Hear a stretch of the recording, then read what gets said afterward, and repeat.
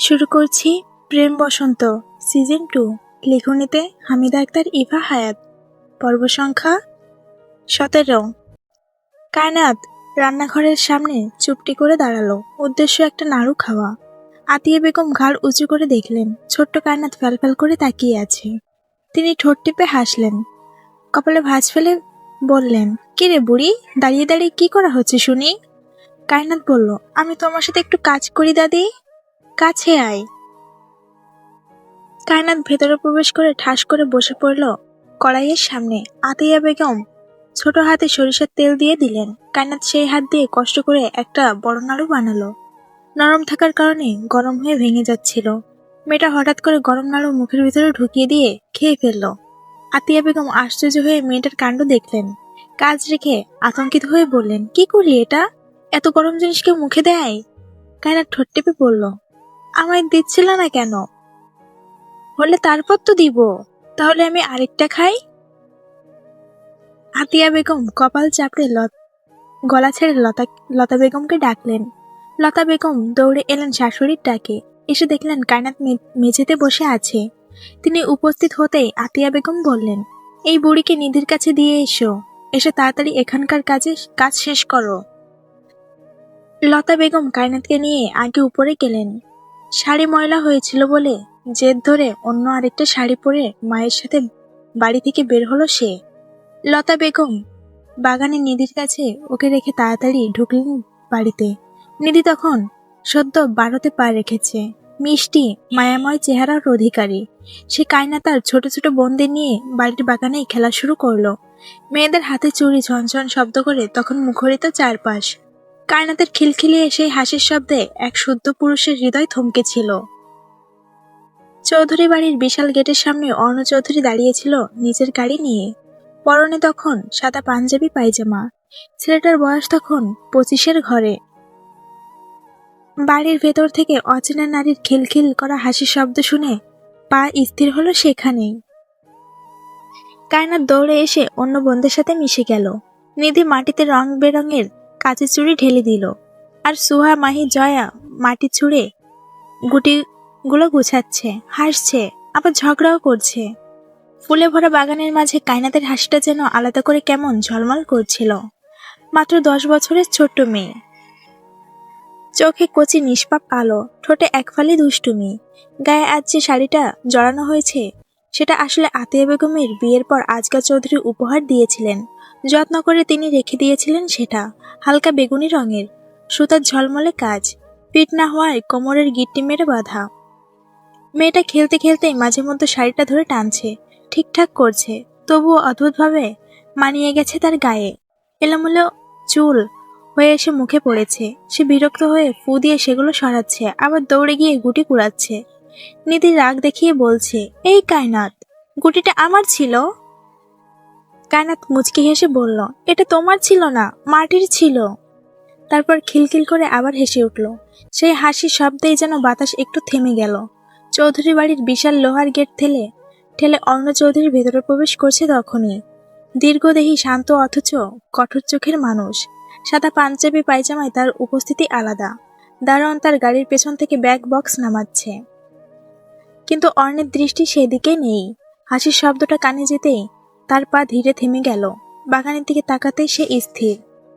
এক মুহূর্তের জন্য সে সময় আটকে গেছে। ফুল গোটা বাগানের মাঝখানে বেগুনি শাড়িতে ছোট্ট এক মেয়ে, চোখে দীপ্তমান দুষ্টুমি, চুলগুলো এলোমেলো, মুখে এমন হাসি যা পরিষ্কার, উজ্জ্বল এবং অদ্ভুতভাবে পরিচিত নয়, তবু টান ধরে। অর্ণের কপাল খানিকটা কুঁচকে এলো। কে এই মেয়ে? মনে প্রশ্ন জাগলো। অর্ধেক চমক, কারণ আগে কখনো দেখেনি। অর্ধেক অদ্ভুত এক ঝিলিক, কারণ চোখ সরাতে পারছে না। মেয়েটা আবার দৌড় দিল, শাড়িটা পায়ে পেঁচিয়ে যাচ্ছে। সে হোঁচট খেয়ে সামলে নিল নিজেকে। ওদের হাসির শব্দ আবার মিলিয়ে গেল বাতাসে। অর্ণ গলা যেন শুকিয়ে এলো। নরম বাতাসে বেগুনি শাড়ির কুচিটা দোল খাচ্ছে। মেয়েটার চোখে যে আলো, কোনো শিশুর চোখে এতটা উচ্ছ্বাস, মুক্তি আর বেঁচে থাকার আনন্দ সে কোনোদিন দেখেনি। তার বুকের ভেতর এক অদ্ভুত অনুভূতি খেলে গেল। কি অনুভূতি সেটা?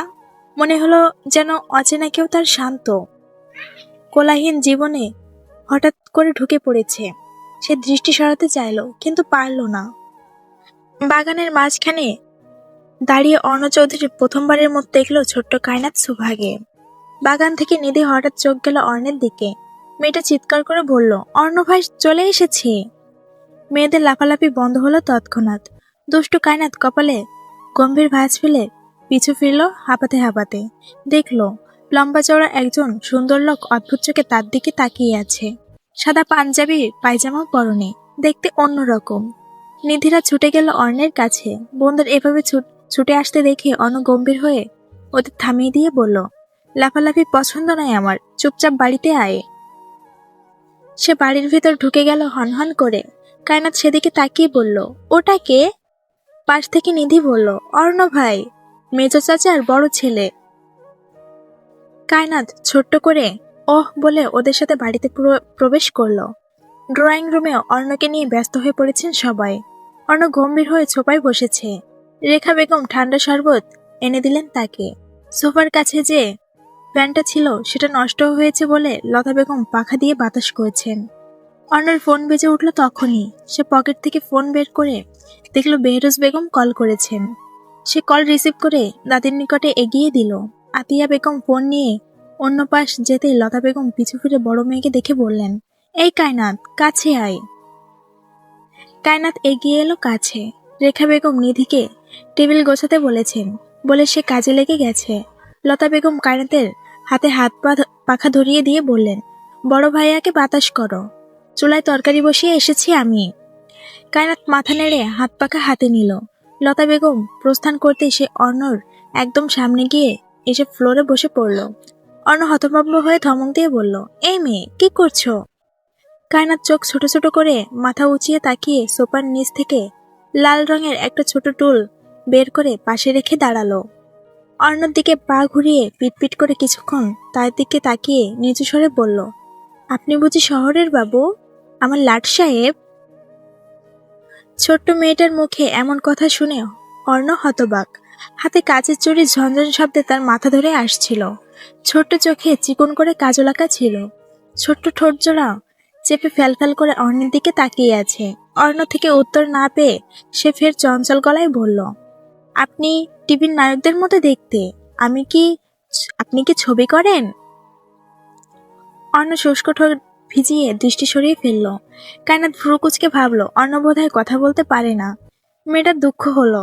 বাতাস করতে করতে অর্ণের খাবারের ব্যবস্থা করা হলো। বাড়িতে এই মুহূর্তে কোনো পুরুষ মানুষ নেই, সবাই গেছে কাজে। আতিয়া বেগম অর্ণকে ঘরে গিয়ে ফ্রেশ হয়ে আসতে বললেন। অর্ণ সেখান থেকে প্রস্থান করার পর কায়নাত গেল নিধির সাথে নিধির ঘরে। দুপুরে হয়তো সবাই আবার একসাথে খেতে বসবেন। কায়নাতকে আতিয়া বেগম নতুন নতুন শাড়ি দিয়েছিলেন পরার জন্য। কায়নাত সুভা মূলত চৌধুরী বাড়ির থেকেই শাড়ি পরা শুরু করেছিল। আতিয়া বেগম বললেন, নারীদের সৌন্দর্য এখানেই বাধা থাকে। তিনি নাতনিদের শাড়ি পরালেও সবার পোশাকে শালীনতা থাকে। গত 2 সপ্তাহ ধরে কায়নাত চৌধুরী বাড়ি এসেছে। এখানে আসার পরই আতিয়া বেগম তাকে চৌধুরী বাড়ির মেয়েদের মতো বানিয়ে ফেলেছেন। চৌধুরী বাড়ির দুপুর মানে যেন এক আলাদা রাজকীয় ব্যবস্থা। আরাম, গরম আর রান্নার সুগন্ধে ভরা এক মহা উৎসব মুখর শান্তি। আজ তো একটু বেশি। বাড়িটার চারদিকে রোদ ঝলমল করছে তখন। দুপুরের আগুন রোদ চাঁদ দালানের সাথে দেওয়াল পড়ে যেন চোখ ধাঁধিয়ে দিচ্ছিল। অন্দরমহল আজ বাড়ির বউদের হাসপাস অবস্থা। বাড়িতে নানা ধরনের রান্না হচ্ছে। পাতলা ডাল, গরুর মাংস, চিংড়ি, বেগুন ভর্তা, শসা পেঁয়াজ সালাদ, আর রান্নাঘরের কোণে বড় হাঁড়িতে পাকাচ্ছে পায়েস। ঘরের ভেতর থেকে নারকেলের দুধ, ঘি, মরিচের তীব্র ঘ্রাণ মিলেমিশে চারদিকে ছড়িয়ে আছে। আতিয়া বেগম হাঁটাহাঁটি করতে করতে বউদের নির্দেশ দিচ্ছেন, জালটা আরেকটু কমাও, ওদিকে পায়েসে চিনি কম দিও, অন্য মিষ্টি কম খায়। রান্নাঘরের দরজার কাছে দাঁড়িয়ে কায়নাত আবার উকিঝুঁকি দিচ্ছে। তপ্ত দুপুরেও মেয়েটার কৌতূহল কমে না। শাড়িটার কুচি কোমর থেকে খুলে যাচ্ছে। সে আবার গিট্টু গিট্টু করে বেঁধে নিচ্ছে। চোখ বড় বড় করে পায়েসের হাড়ির দিকে তাকিয়ে বলল, দাদি, আজ পায়েস আছে?